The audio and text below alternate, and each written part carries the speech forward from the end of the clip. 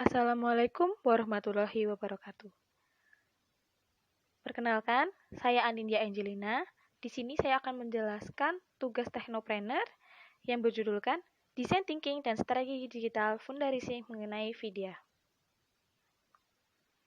Design Thinking memiliki beberapa komponen, yaitu ada Empathize, Define, Identity, Prototype, dan Test. Empathize sendiri yaitu fondasi awal dari proses design thinking, menempatkan diri dalam pikiran halayak dan memahami hal itu secara sepenuhnya, dan akan membantu desainer untuk membuat produk secara akurat dan dapat mengatasi permasalahan mereka. Pada define yaitu informasi yang telah dikumpulkan pada fase empathize kemudian dianalisis untuk menentukan akar masalah dari halayak yang ditargetkan. Desainer dan timnya akan menentukan elemen dari produk yang akan digunakan untuk meningkatkan efektivitasnya. Pada identity, yaitu desainer mulai untuk menggagas dan membangun ide. Desainer telah mengerti apa yang diinginkan oleh halayak dan menjadikannya landasan untuk mulai mendesain. Prototype yaitu produk yang berguna untuk mengetahui bagaimana konsumen produk, menemukan solusi untuk menyelesaikan masalah, dan apakah metode penyelesaian masalah yang digunakan telah berhasil. Yang kelima ada tes.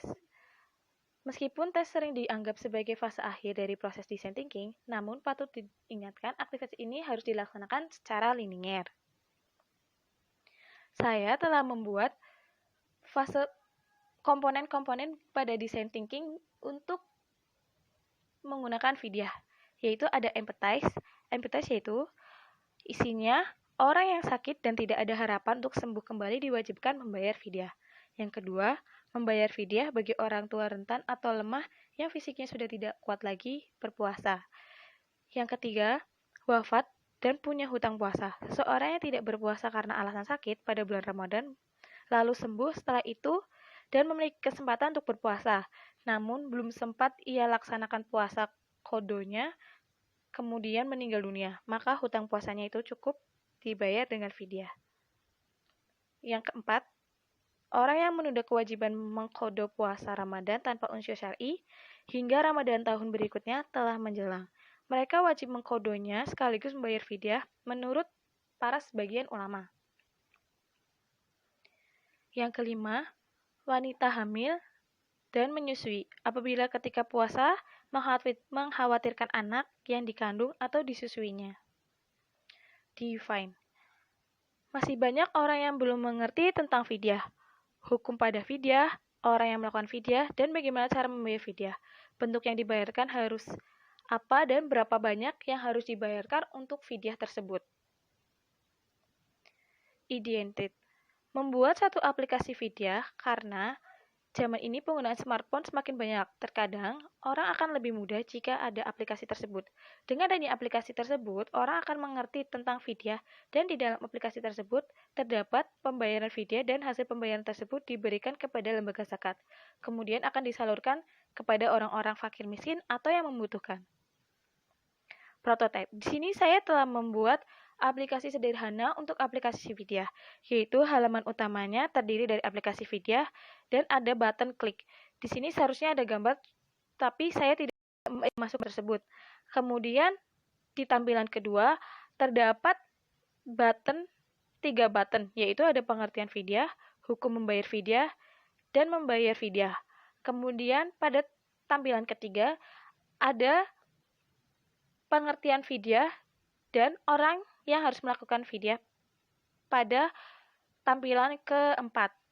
Tampilan kelima yaitu hukum pada fidyah, button yang terdapat dalam button hukum pada fidyah.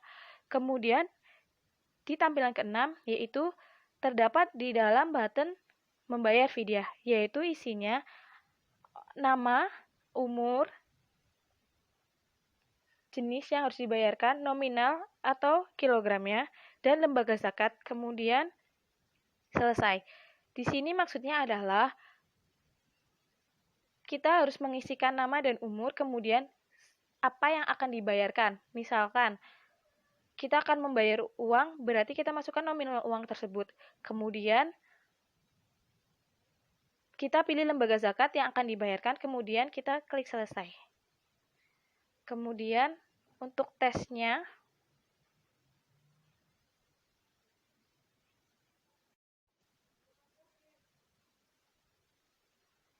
di sini saya akan melakukan tes pada aplikasi yang saya buat.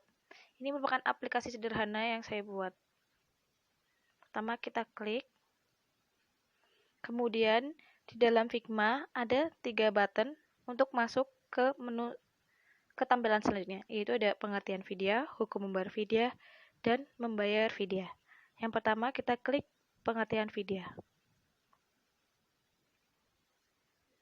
Pada pengertian vidya yaitu kita akan mengetahui tentang pengertian-pengertian tentang vidya, kemudian vidya yang ditinggalkan itu bagaimana, terus kemudian orang-orang yang harus melakukan vidya, yang membayar vidya itu harus seperti apa.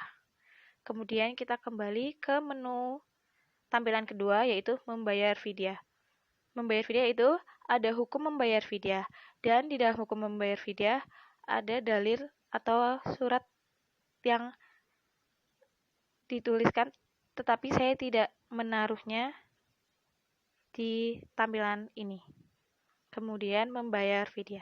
Di sini saya sudah memberikan contoh untuk membayar vidya, yaitu masukkan nama, kemudian umur, jenis yang dibayarkan yaitu, kemudian nominal yang diberikan, kemudian ke lembaga zakat, dan selesai.